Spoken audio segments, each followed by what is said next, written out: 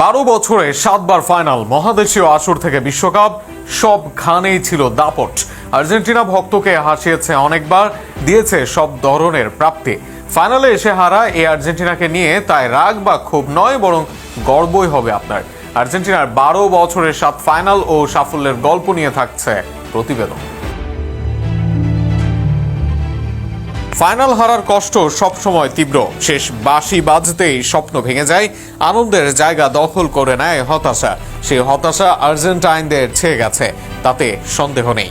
তবে হতাশায় গত এক যুগে আর্জেন্টাইনদের পাওনা নয়, বরং এই সময় আর্জেন্টাইনদের অর্জনের পাল্লায় বেশ ভারী।